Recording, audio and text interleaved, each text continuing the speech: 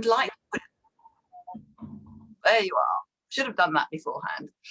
No worries. So, ladies, may I introduce you to Kate? Now, Kate, thank you so much for coming in at such short notice. It was a chance message on One Woman's Voice the other day about books and what we were writing about, whatever we were doing. And you offered to come in at short notice, and I mean really short notice, to discuss not only your book that you've just been talking to me about, but also about the business that you run. And we've actually just been talking about whereabouts you live, because I'm from the UK, and it's just about 40 minutes south or east. No, 40 minutes west of London. My name is Gill Fountain. You may not recognise me because I have had my hair all cut. So my pictures, my photographic pictures and my images everywhere no longer look like me at all. And it's one of those things I've been putting off for a long time. However, it's all about you today, Kate. So could you explain to us whereabouts you are in the States to start off with? Well, I'm actually in South America. I'm from Canada. Oh, but sorry. Yes. I'm in South America, in Ecuador, which of course is right on the equator. Yes. I live in my husband and I own a small retreat center called Casas Pacificos. We're right on the coast, and we've been here. It'll be 4 years in October that we've lived here, but we've been coming since 2014.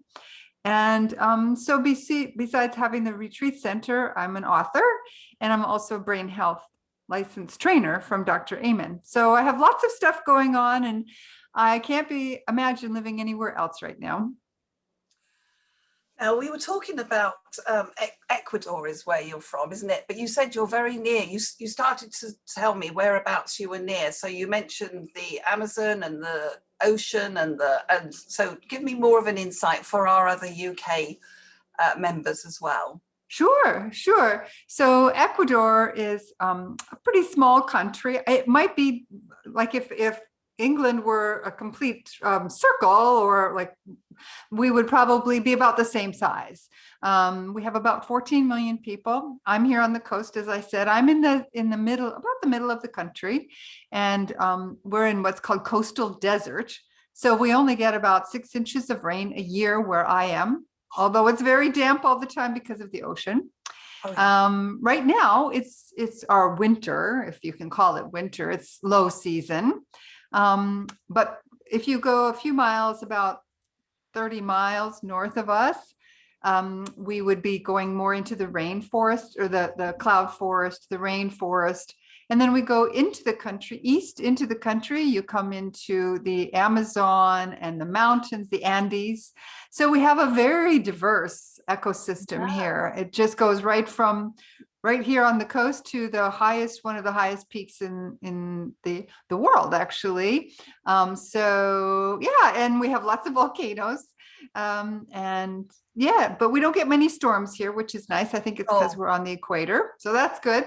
Yeah. So it's a beautiful, it's not a rich country by any stretch of the imagination. I spend a lot of time helping people here who aren't as fortunate as we are. My goal for the next 10 years, my 10-year plan for Ecuador, is to build a library here on the peninsula in Salinas, because there are no libraries here. So my goal is to build a library. Wow. That's a target in itself, isn't it? And I mean, we just don't understand, really. We have libraries in every town, although some of them are threatened with closure, but it's something that the government supply for us, so we don't have to pay for it at all. It all comes, when I say we don't have to pay for it, of course it comes out of our taxes. We all know that. But right. We are very lucky because we can go in and take the books out completely free of charge. Yeah. But that is a goal, and perhaps that's something that we should talk about a little bit more as one of our things, maybe for helping our members in the group. Because now I am thinking out the top of my head here, so this is off the cuff, and I'm just thinking, you know, if people have got goals like this where they want to help a whole community, perhaps we can get together and help each other. You never That's know. the way it happens. Yeah, collaboration in all ways. It's so much easier than doing it all yourself, isn't it? Yeah, actually, that's true. My husband and I have an adopted family here. Oh, We met Marcelo, the father. He's a cobbler. He makes shoes and he repairs shoes and stuff. And we found him in one of the little alleys there where they have all the sewing and going. Anyway, we had him do all of the air conditioner covers and everything for the property. And so we became quite friendly with him. And when his oldest daughter was graduating from high school, Angie, the daughter, asked my husband to be her padrino, which is sort of like a godfather for the day. And he got to walk her down the graduation aisle and that sort of thing. oh, And but their family is very, very poor. There's not a lot of money in shoemaking, as you can imagine, or repairing. mhm. Her goal was to learn English so that she could help pull her family out of poverty. So I was tutoring her in English, and we got talking one day about what she really wanted to do when she grew up. Yeah. And she wanted to be a flight attendant so that she could, and English was important, of course, for that, but also so she could travel. And she figured that would be a way for her to fulfill her dreams and to help her family. So I worked with a group around the world, and we have been for the last 2 years, every 6 months, raising enough money to get her books and everything. The tuition is free, but the books and where she stays costs money, of course. Yeah. So as a community, like when you just said about working as a community to have things done, we are all together sending this girl to university so that she can pull her family out of poverty. Wow. And meet her dreams. So by helping one girl through this group, we are making a difference in a whole family. And when you said about working together to make a common goal, that's really what it's all about. Yeah, because I mean, I could sell books all day long. I could sell Don't Let the Memories Fade all day long. I could do coaching sessions all day long, and that's great for me and it's great for my clients. But when it comes to the bottom line for our planet, for the world, and living here, you really get a feeling for what it means to not have.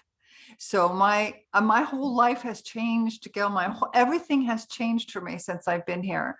My goals, my dreams, my wishes. It's so different when you live so close to people who have nothing, especially this last year. Yes. And the young lady that you're talking about, she had that vision that Yes. she, you've got to have something in you, haven't you? Yes. That doesn't accept that things are going to stay the same, that doesn't accept that this is it in life. That's right. How wonderful. So what made you move to Ecuador? Because you said you were in Canada, you came down from Canada. So what made you decide on Ecuador, for instance? I lived for many years in the United States, and I was the host and producer of a television program. When our television program folded during the recession in 2019 or 2009, I was offered a job in Quito, Ecuador, as the host of a program for expats. At the time, I turned it down because that was also when my mom was getting very sick, and I needed to go back home to Canada.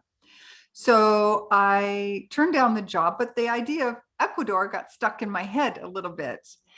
When I met my husband, after a couple of years, we got talking about what it would be like, where he would like to retire, because he was so over the snow and the cold in Canada. And I told him, I'd heard about Ecuador. Maybe that would be somewhere we could visit. So on a vacation, we flew down to Quito and rented a car and drove around the country for a couple of weeks and fell in love. And we really didn't have any intention, like it wasn't the goal to move here at the time. It was an exploratory trip. But on our trip, we came, there was a bed and breakfast. It's now closed because of COVID, but it's around the corner from where our property is. And we ended up staying there for a couple of nights. And we told the owners, who were Americans, how much we'd enjoyed Ecuador. and we might have to come back and look and see about moving here. And they said, well, there's this place around the corner for sale. And here we are. It was meant to be. Yes. It does sound as if it was meant to be, isn't it strange? Yeah. There are so many things, Gill, that sent us here. I mean, the guy suggesting that I take this job and not, and then meeting Angie and her family. And there are just so many things that have said, yep, this was where we're supposed to be. Yeah. Wonderful. I do love it. I do love these stories, because people are very skeptical is the word, isn't it, sometimes? And I think, there's just too much to be a coincidence. Oh, yeah. I do find it an amazing subject. I really do.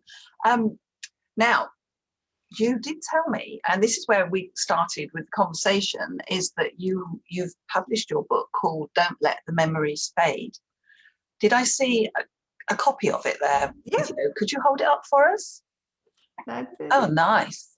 Oh, and this picture here is me and my mom when I was about 6 months old, perhaps 7 months old. Yeah.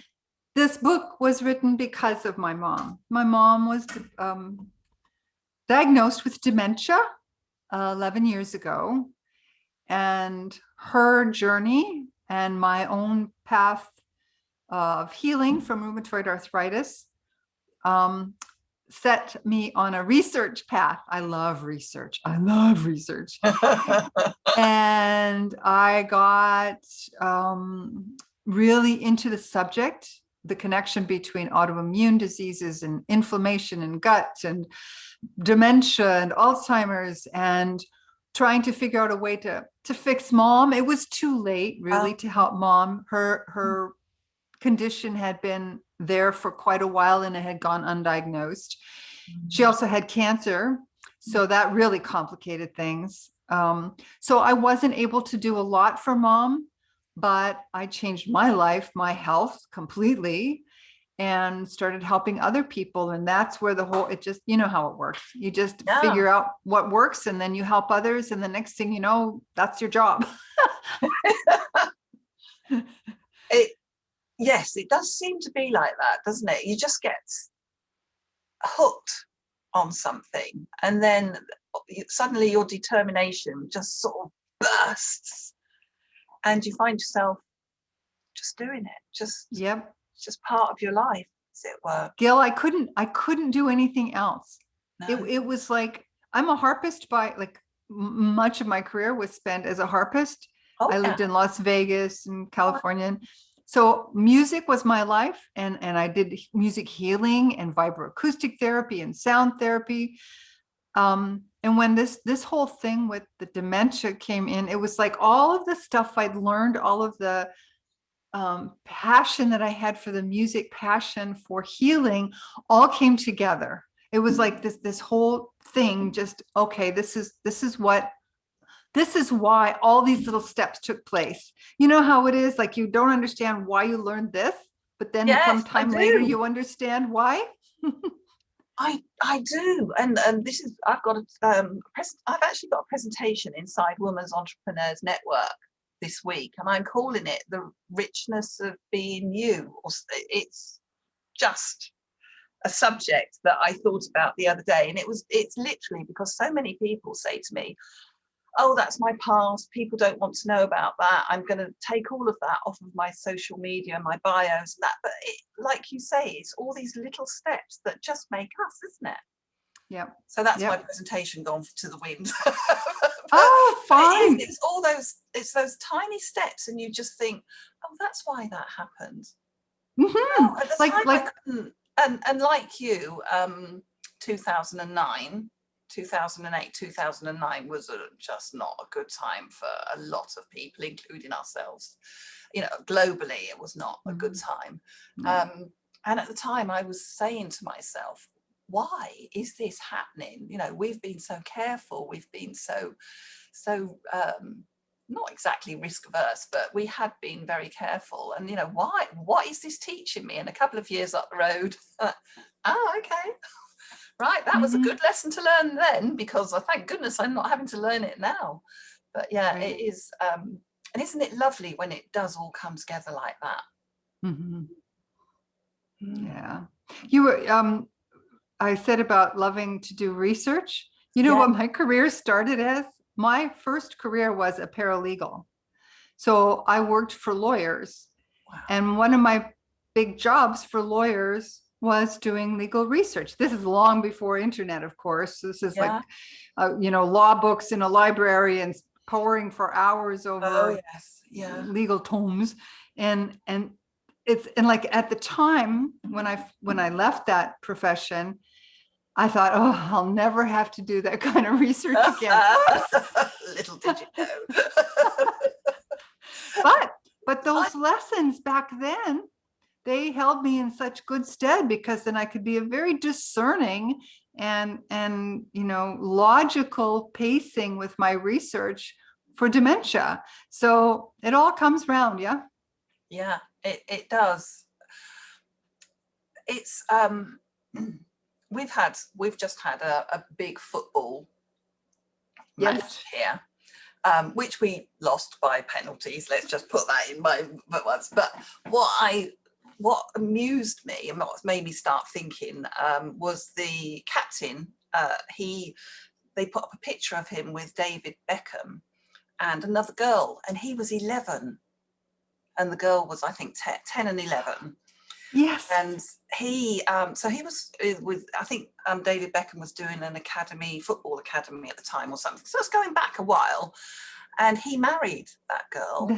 And Yes, I saw the see it. picture. I shared it on I could not believe I think it must have been on your site that I saw it. Yes, I did see that. I shared it because I was astonished, and I just thought, when we are much younger, there's a pattern that falls into place, and there's just something. It's like the start of something that's decades ahead of us.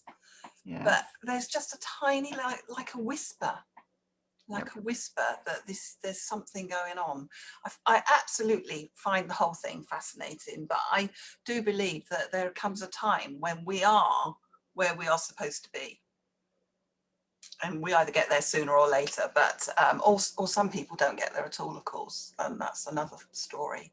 I think when you said about risk averse, I've met so many people since my husband and I decided to move here. People say, how can you leave your family? How can you do this? How can you just up and go to a third world country? I could never do that. Well, no, you couldn't if you're that scared. Like if you're that risk averse, then you will not take advantage of what could have been. So I have to say that my whole life has just been one jump into the deep end. I just keep jumping into the deep end. That's just my nature. I do as well. My father often said, you're going to end up on the wrong side of the track one of these times when you jump. But I just had to, it's who I am for whatever reason. Yeah. But I'm always a little bit surprised when I talk to people who are my age, because we were supposed to be like, we were the hippies. We were like, I was a hippie. I was, doing all that cool stuff. I was teens were flower power, yes, and all that sort of thing. We were, and I was right in the thick of it, which was, it was a lovely time, wasn't it? Yeah, and people and our generation, I think a lot of the women from our time, and I bet you a lot of your people in your group would say the same. We did things that women never did before. Yeah. We did stuff, and now I see so many of my contemporaries who are like afraid, and I feel bad because I think there's so much potential we could have put out there, and it didn't get realized for the sake of fear or convention or whatever. Yeah. Upbringing. Absolutely. And it is the case of grabbing these opportunities as they come along. But if you don't see them in the first place, yeah, that's the problem, isn't it? There's many, many people who I see opportunities for, and I'm like, go for it. And then, oh no, I couldn't do that. And I think, Oh, that's a shame, because you'd love it. And I guess that's the difference with me, is that I look at things and think, do I really want to do that? And if the answer is no, I don't do it. But Yeah. there's so many things that come along that I think, wow, I'd love to do that. And I go for it, because if you can't enjoy and love what you do, then I don't want to get up in the morning and think, oh no, not another day. I get I up in the know. morning and I go, right, let's go. Let's see what we're going to do today.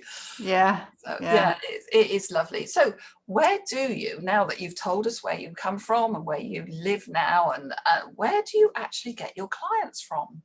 All around the world. I have clients in South Africa, Australia, because most of my counsel, it's like online. And it always was, actually, even before the pandemic or anything, because I'm in Ecuador, but a lot of the people, the program that I counsel people toward is a whole foods, plant-based diet with all of the other things that go with having a healthy brain. So that's lots of exercise, have good sleep hygiene, keep learning new things. And my Spanish is good, but it's not great for that kind of a conversation. So while I do have a few clients here, personal clients, most of my work is in group coaching or in online one-on-one. So like I have a great program because of my love of music. I have one part of my brain health program is about music and mindfulness. So I have this group coaching program called Tune Up Your Brain. And everything has to do with nurturing the psychosocial part of ourselves, because that's so important for a healthy brain. So I do group programs like that from time to time. I have personal coaching, wherever people find me. The Facebook is a great place to connect with folks. I have a nice group where we help each other. So Lovely. That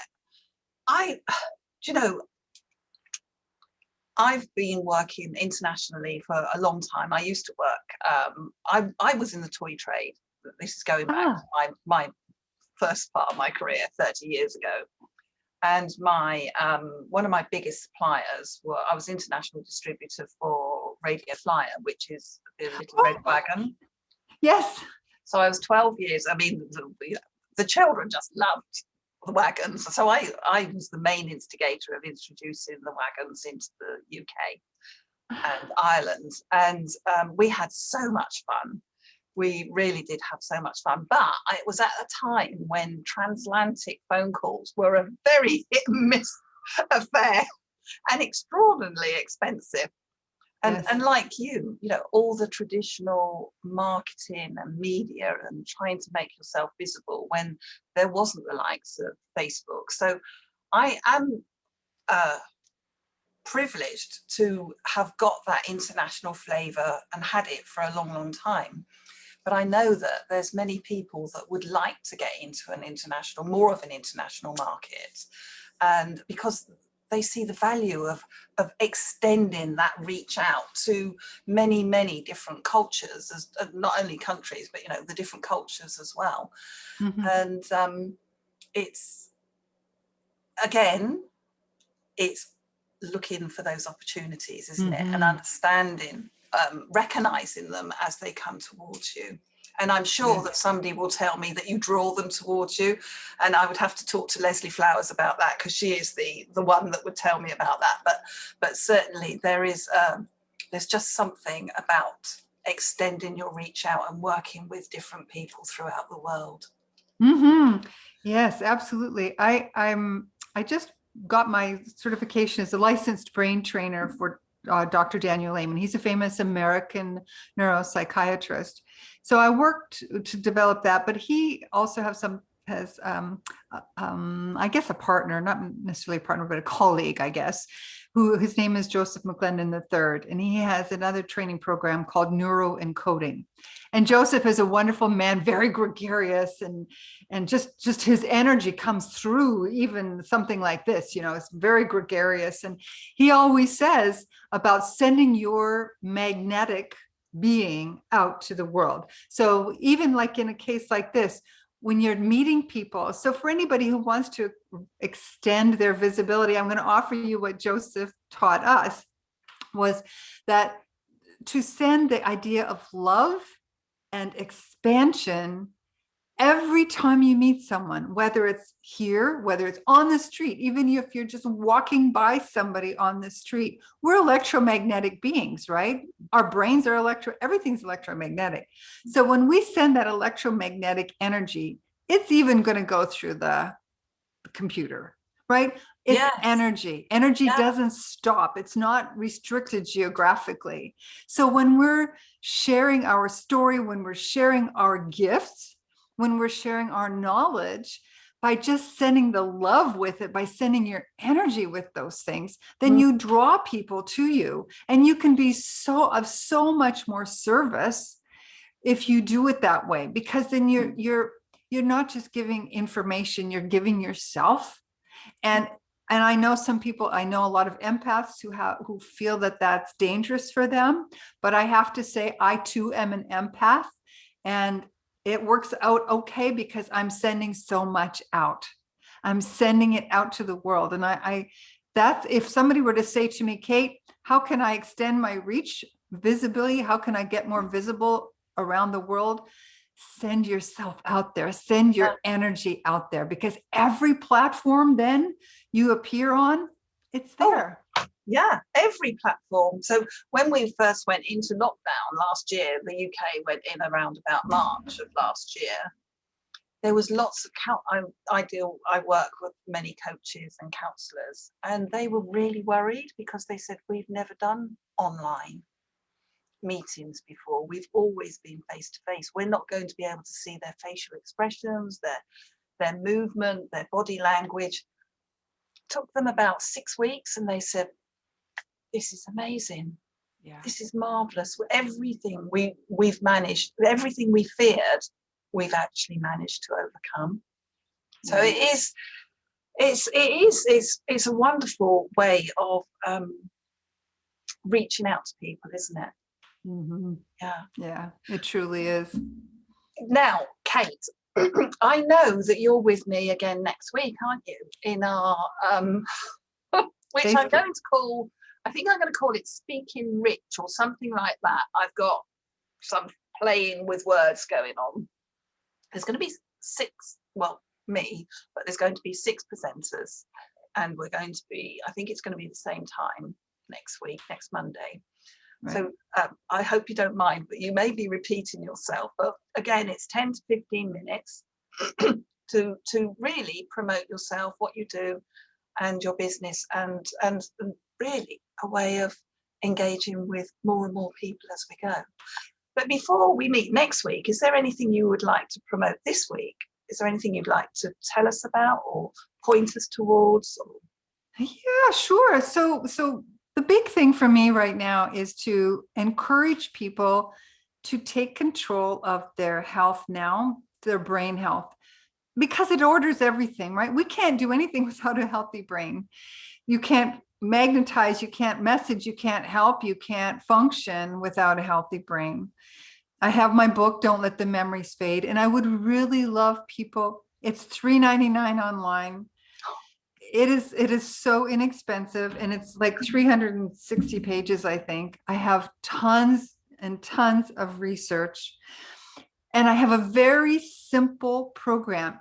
People say, oh, I can't do all that, but you can, because over 8 weeks in the book, I have a program where people can actually go step by step, the most logical way of taking many steps to get to the end goal, which is to prevent the likelihood of developing dementia.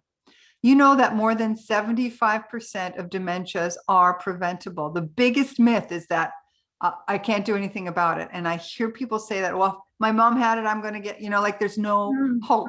And there's nothing further than from the truth, but you have to start early, because it's never too early, but it really can become too late, just like it became too late for my mom. So yes. I encourage people for $3.99. It's less than a latte here in Canada or the States.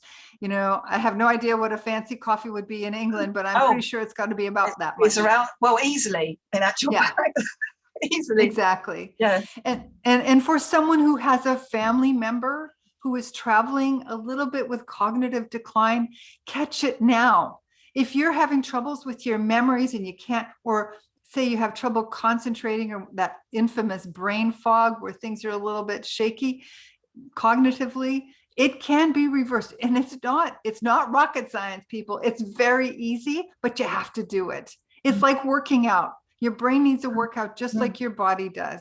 So that's the only thing I would really ask people to do if they really want to protect their brains, because everything depends on it. Just get my book and talk to me. If you have questions, I am always available. I offer a free half-hour consultation.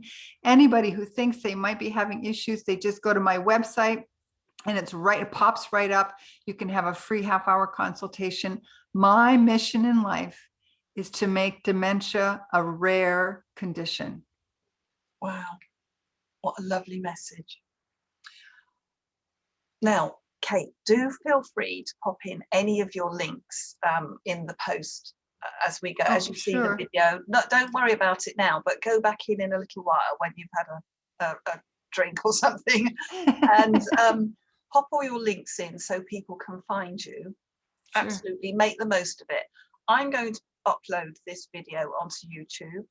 It will be keyworded, so you will get the exposure on Google as well. So when people type in your name, that video will come up. Perfect. So that's what I like doing, because I'm giving then extra exposure to everybody I talk to, basically.